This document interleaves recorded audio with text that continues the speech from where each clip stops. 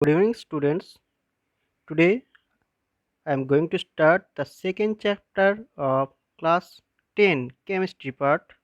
The second chapter of class 10 is acids, bases and salts. Now first of all I will discuss about acids. What is acid?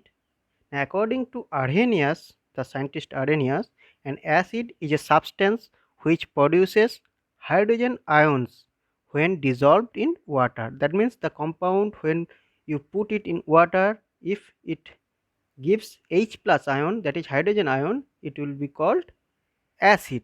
Example is HCl, that is called hydrochloric acid, H2SO4, acetic acid, citric acid, and there are many more acids, and all these acids produce H plus ion in water. That's why they are called acid. Now base. What is base? According to Arrhenius, a base is a substance which produces hydroxyl ions when dissolved in water. That means if the substance give OH minus ion, that is hydroxyl ion in water, that is called base. And the example of base is NaOH, sodium hydroxide, KOH, potassium hydroxide, COH whole to copper hydroxide, and many more bases are there. And among the bases, some bases are called alkali. Which bases are called alkali? Now the bases which are dissolved or which are soluble in water are called alkalis. So all the bases are not soluble in water. Those bases are soluble in water, that they are called alkali. Example NaOH, KOH, they are soluble in water, so they are called alkali as well as base. But some bases which are not soluble in water, they are not called alkali. Example is copper hydroxide, CuOH whole 2. It is a base but it is not an alkali because it doesn't dissolve in water. Now classification of acids. Acid can be classified in the basis of different category. First of all, on the basis of source, acids are classified in two types. One is organic acids and another one is inorganic acid. Organic acid is the acids which we get from animal or plant source. That's why they are called organic acids. Example is oxalic acid, citric acid, lactic acid, formic acid. Most of them acids are prepared from different fruits or animal sources. That's why they are called organic acid. And the inorganic acids, the acids which we produce or which will be prepared from the different minerals or chemicals in laboratory. That's why they are called inorganic acid. Example is HCl, H2SO4, HNO3, H3PO4, that is hydrochloric acid, sulfuric acid, nitric acid, phosphoric acid, etc. And on the basis of strength, that is the strength of acidity, the acid can be classified in two types. One is strong acid and the another one is weak acid. The acids which dissociate fully and give H plus ion high concentration, they are called strong acid. The example is hydrochloric acid, sulfuric acid, nitric acid, etc. And the weak acid, which acid do not dissociate fully, that means the acid which dissociate partially, that means they give less amount of H plus ion, the strength of H plus ion concentration is lower. This type of acids are called weak acid. Example is phosphoric acid, carbonic acid, acetic acid, etc. And the last criteria is the basicity. On the basis of basicity, acids can be classified in three types. One is monobasic acid, second one is dibasic acid, and third one is tribasic acid. It is the dependence of the presence of H plus ion which can be neutralized by a base. If there is one H plus ion, that means the one H plus ion can be neutralized by one base. That's why it is called monobasic acid. Example is HCl, HBr, HI, HNO3. And dibasic acids, the acid which have two H plus ion, replaceable H plus ion, and which can be neutralized by two base molecule, they can be called dibasic acid. Example is H2SO4, H2CO3. And tribasic acid, the acid which have three H plus ion and the neutralization process, they are required three base molecule is called tribasic acids. Example is phosphoric acid H3PO4. Here three replaceable H plus ion is present. That's why it is called tribasic acids. Now the properties of acids and bases. First of all, I will discuss about the properties of acids. Acids are physically, if you taste it, you will feel sour taste, and it turns blue litmus to red litmus. It is the most common property of acid, and it will give H plus ion in aqueous solution. And acid corrodes metal. If you put some acid on a metal surface, it will corrode the metal. That means it will react with metal very easily.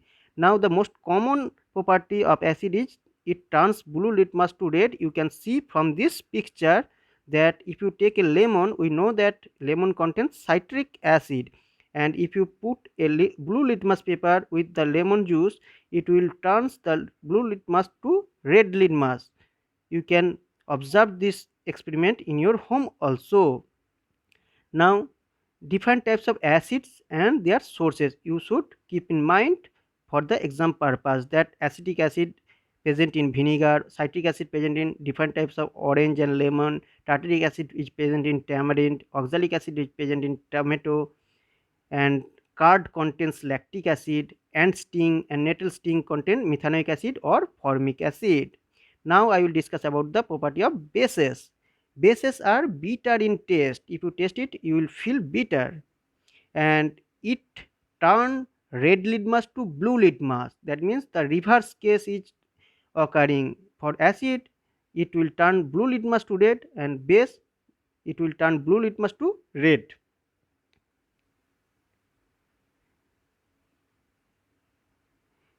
And the base will turn red litmus to blue litmus, and it will give OH minus ions in aqueous solution, and it also give a soapy touch, that means a slippery touch. If you give some bases and put a red litmus, you will see that the soap, we know that soap molecule contains base, and it has the slippery in touch. So if you put a red litmus with the soap solution, you will see that the red litmus turns to blue. That's why it is the indication of the presence of base in the soap. In this way, you can test a solution is acidic or base by a litmus paper. Now acid base indicator. Acid base indicator means the indicator or that compound which indicates the presence of acids or bases. In the previous slide, you have seen that litmus paper also an indicator which indicates the presence of acids or bases. The substance which indicates the presence of acid or base by changing its color or smell is called acid base indicator. Now these indicators can be classified in three types. First one is natural indicator. The indicator source is natural, means which we get from different natural source like plant source or animal source is called natural indicator. Example is litmus paper, turmeric powder, red cabbage, etc. And the second type of indicator is synthetic indicator. The indicator or the compound which can be synthesized in the laboratory and which can indicate the acid base is called synthetic indicators. An example is phenolphthalein, methyl orange, etc. And third type of indicator is olfactory indicator. This is very much important for exam purpose because these indicators are not showing its color change, but it shows its indicating property by changing smell or odor. The indicator which identify the presence of acid or base by changing its smell or odor are called olfactory indicators. Example is onion, vanilla, clove, etc. Now you can see that different types of indicators and their change in color or smell with different type of solution, acid or base.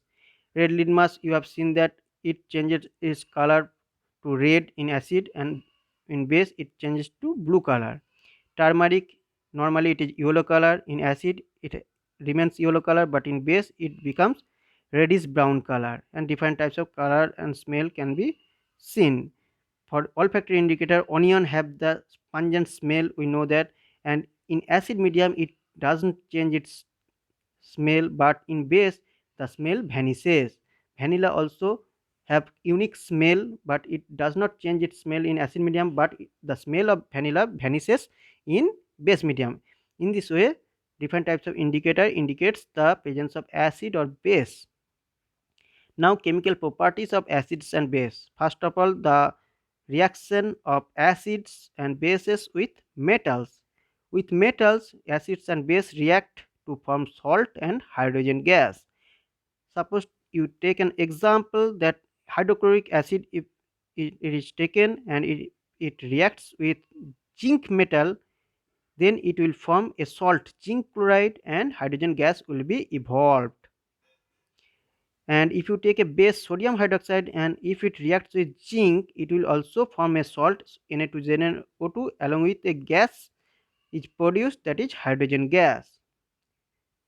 And this is the procedure of reaction of acid or bases with metals. In the test tube you can see that acid or bases are taken and the metals are added to this solution. Here the reaction is going on and the hydrogen gas is emerged and it will come out through the pipe and it will go to the soap solution and it will bubble through this solution. And how will you identify that it is hydrogen gas? Now, if you place a burning candle with this hydrogen gas, it will burn and with a pop sound, that is the indication of preparation of hydrogen gas. That means the reaction is going on. Now the second reaction is reaction with metal carbonates and hydrogen carbonates. If the acid reacts with metal carbonate or metal hydrogen carbonate, it will form a salt along with carbon dioxide and water. You take an example of hydrochloric acid. When hydrochloric acid reacts with metal carbonate like sodium carbonate, it will form a salt, sodium chloride, along with carbon dioxide and water. Again, hydrochloric acid when reacts with metal hydrogen carbonate like sodium hydrogen carbonate or sodium bicarbonate, it will react to form sodium chloride salt, carbon dioxide and water also. Now, how will you identify that reaction will be going on or reaction is taking place? Now, there is a production of carbon dioxide. This carbon dioxide can be identified by this way. If you pass this carbon dioxide through lime water, that is the water solution of calcium hydroxide, then it will first remain as transparent solution, but when carbon dioxide is passed it will react with the lime water to form insoluble calcium carbonate and the solution become milky white, that is the indication of the carbon dioxide gas. And when excess carbon dioxide gas is passed through the solution, again the reaction will further proceed and this produced calcium carbonate will react with carbon dioxide to form calcium bicarbonate and it is also a soluble salt, that's why the milky white solution becomes transparent again. In this way we can prove that carbon dioxide is produced and the reaction is taking place. And the bases do not react with metal carbonates and metal bicarbonates.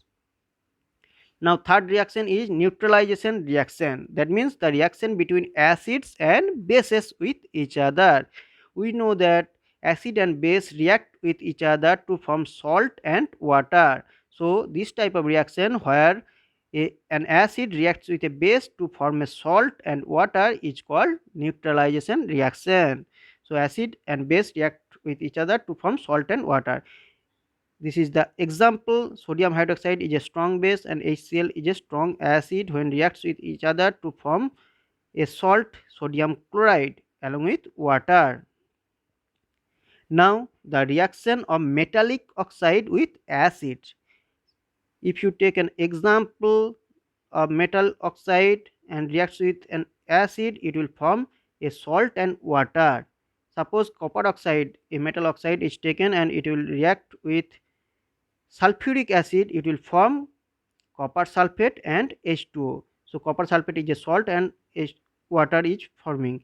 So if you compare this reaction with the neutralization reaction, here the acid reacts with a compound and producing same salt and water. So the neutralization reaction, you can see that acid reacts with a basic particle to form salt and water. Here acid reacts with copper oxide to form salt and water. So we can prove that copper oxide is basic in nature because acid reacts with it to form salt and water.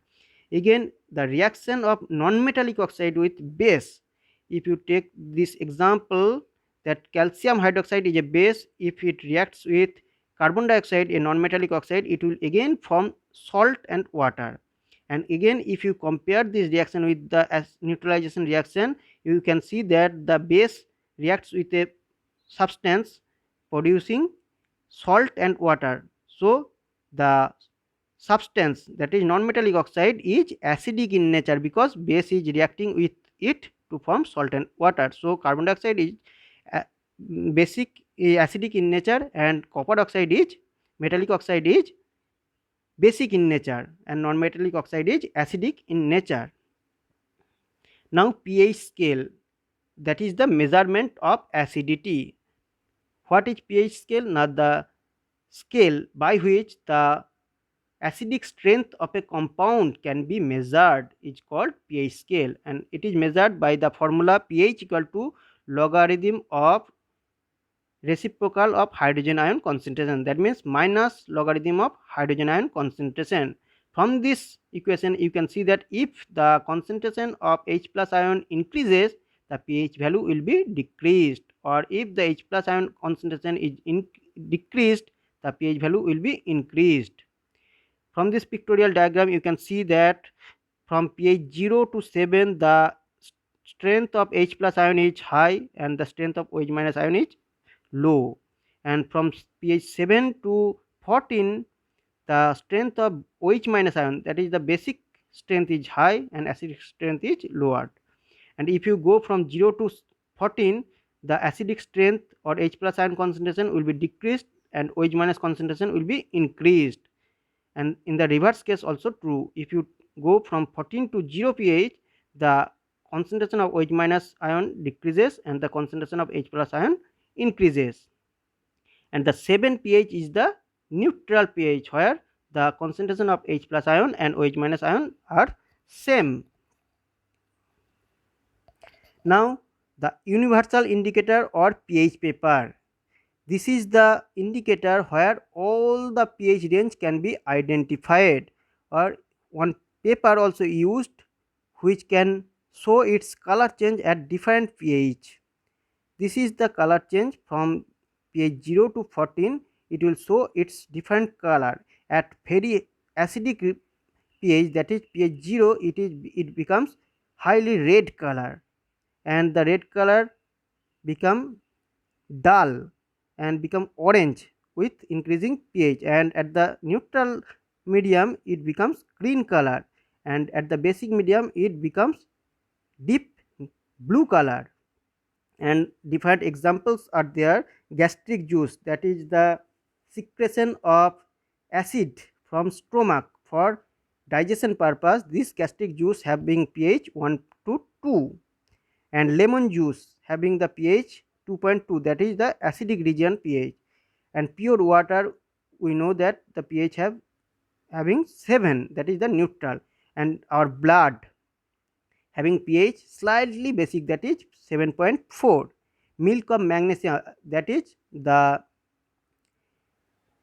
compound used for digestion process, is MgOH whole 2. It is having pH 10, which is used for the indigestion process. And the highly pH solution, that is sodium hydroxide solution, having pH about 14. And now what is the importance of pH in everyday life? You can see from this picture that different solution in the everyday life having different pH. And what is the importance of pH? First of all, I will discuss the pH sensitivity of animals and plants. So in human body, in different parts, different pH is maintained. In our saliva having pH 6.2 to 7.6, in our blood having pH 7.36 to 7.42, and the gastric juice used for the digestion process having pH 1 to 2. If the pH changes or disturbed, then we will face different diseases. Again, for the aquatic life, if acid rain, the rain having pH lower than 5 is called acid rain, and if acid rain mixed with the water of river, the aquatic life get affected because the pH is lowered. In this way, pH sensitivity of animals and plants having affected.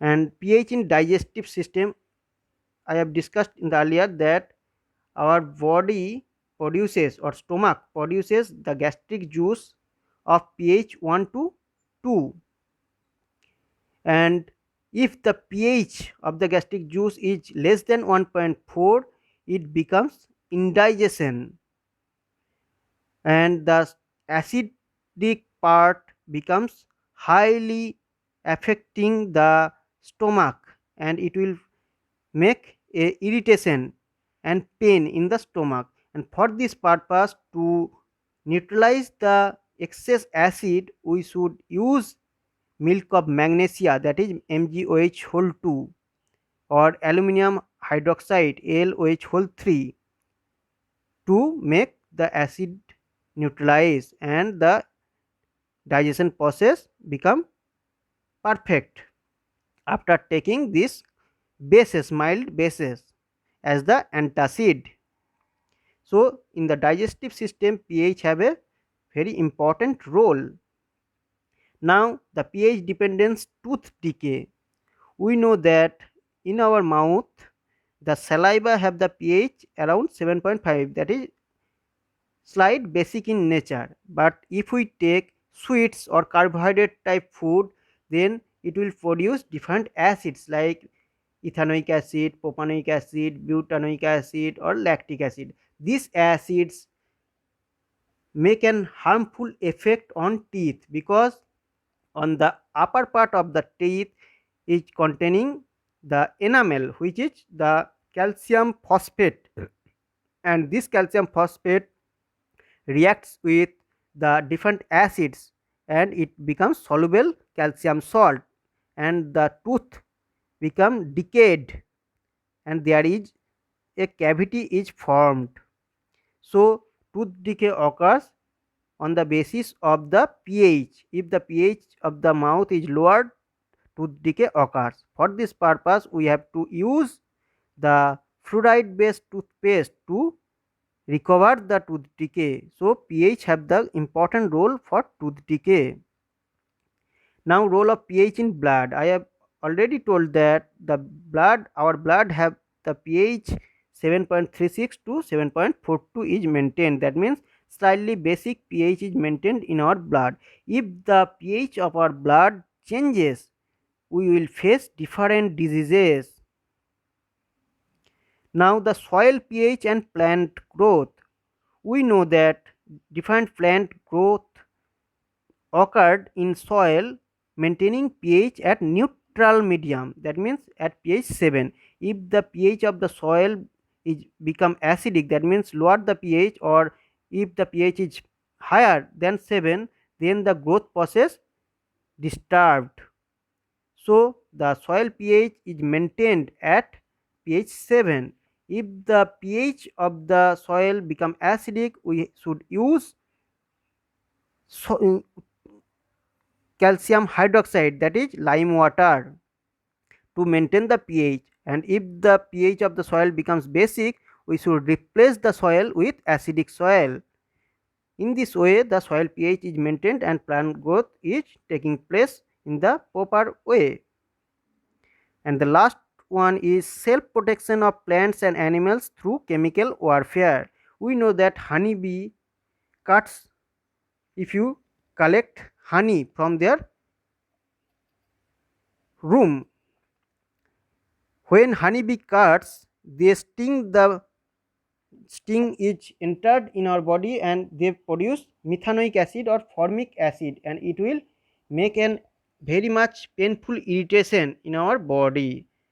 So this honeybee protects themselves by using chemicals or acids, or it will disturb the pH of our body to make irritation. Some plants also use their acids or methanoic acids when different creatures coming to them for disturbing. So for self protection, plants and animals use their acids. In this way, the pH is very much important in our everyday life. Now salt, I will discuss about salts. What is salt? The salt is an ionic compound which are formed by the partial or complete neutralization process between acids and bases. When acid reacts with bases, it will form salts. And the example of salt is potassium sulfate, sodium sulfate, calcium sulfate, magnesium sulfate, copper sulfate, etc. etc. There are so many salts are present in our nature. Now types of salts. There are three types of salts. One is acid salt, a salt formed by the partial replacement of ionizable hydrogen ion of an acid by a cation is called acid salt. If some acid having more than one replaceable H plus ion, that is more than one H plus ion, and one H plus ion is replaced by a cation and another H plus ion is not replaced, that type of salt is called acid salt. Example is NaHCO3, sodium bicarbonate. Carbonic acid H2CO3 have the two different H plus ion, and one H plus ion is replaced by one Na plus ion and one H plus ion is not replaced. So it is partial replacement of H plus ion. That's why it is forming acid salt. So this salt having H plus ion, one H plus ion left, it shows acidic property. So it is called acid salt. Now the basic salt.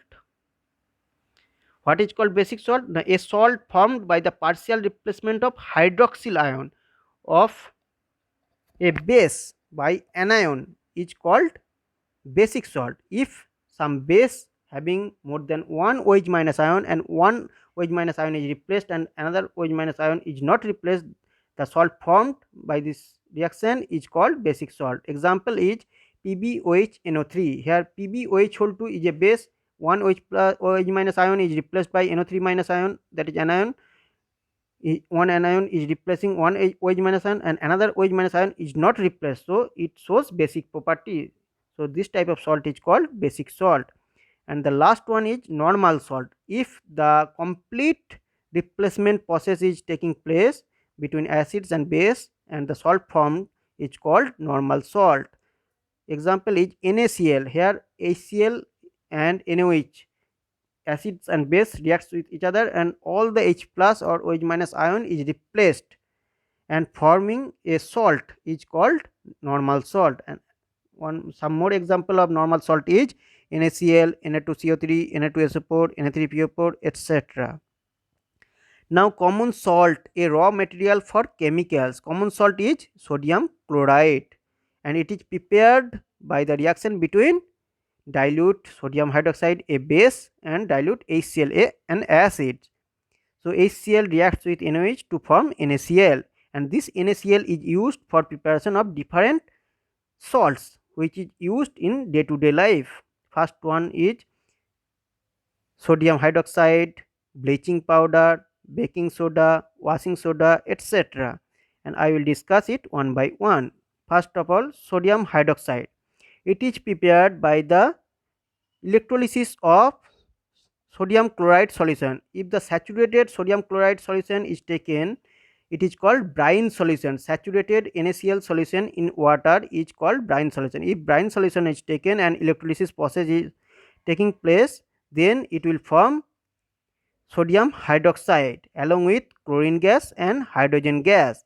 In this process, chlorine gas is producing along with an alkali NaOH. That's why this process is called chloroalkali process. Chlorine and alkali is producing, that's why it is called chloroalkali process. And this is the procedure of preparation of sodium hydroxide by chloroalkali process. In the left side, the brine solution is entered into the chamber and the two electrode is placed and the electricity is passed, and from one chamber chlorine gas is emerging and the another chamber hydrogen gas is coming out, and in the right side of the chamber the NOH is produced is coming out. And the chlorine gas, we know that it can be used for different purpose like water treatment, swimming pool, PVC pipe manufacturing, as a disinfectant. And the hydrogen gas produced, we know that it is used for fuels, ammonia preparation, etc. So this is all about the preparation of sodium hydroxide. Now bleaching powder. Bleaching powder is a chemical which having the formula CaOCl2 or CaOClCl. It is called calcium oxochloride or calcium chlorohypochlorite, and it is prepared by the action of chlorine gas which is obtained from the chloroalkali process. We know, we have seen that in chloroalkali process chlorine gas is coming out, and this chlorine gas is react with select lime calcium hydroxide to form bleaching powder. This is the reaction calcium hydroxide plus chlorine gas, it will form CaOCl2, that is bleaching powder and water. And we know that bleaching powder is used for the textile industry for bleach the dress material, and it is also used as an disinfectant. Now the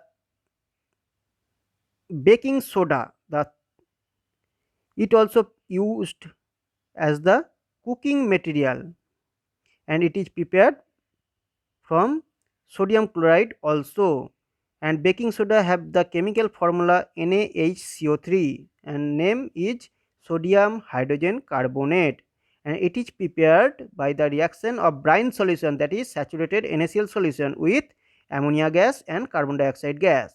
When they react with each other to form NH4Cl ammonium chloride salt along with sodium bicarbonate, which is baking soda, and it is used in cooking purpose. Now washing soda. Washing soda having the formula Na2CO3 sodium carbonate 10H2O, that is decahydrate. Sodium carbonate decahydrate is called washing soda, and it is prepared by heating sodium hydrogen carbonate formed in the previous reaction.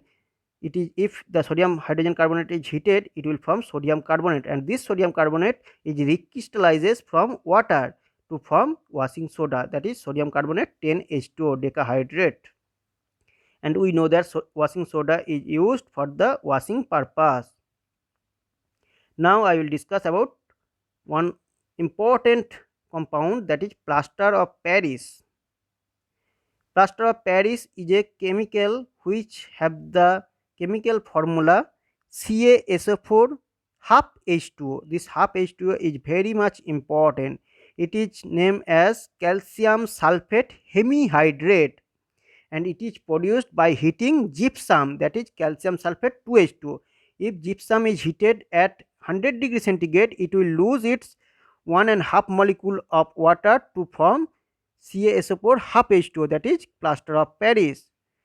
And at this temperature gypsum loses its water molecule, and it is used for medical purpose. Doctors use it for plastering the fractured bone to keep the joints in a fixed position. We know that plaster of Paris is a white powder, and when it is mixed with water, it will collect 1.5 molecule of water and it will form very hard solid gypsum again. That's why it is used for plastering purpose. And it is the chemical equation CaSO4 half H2 is the plaster of Paris. When it is mixed with water molecule, it will form gypsum CaSO4 2H2O.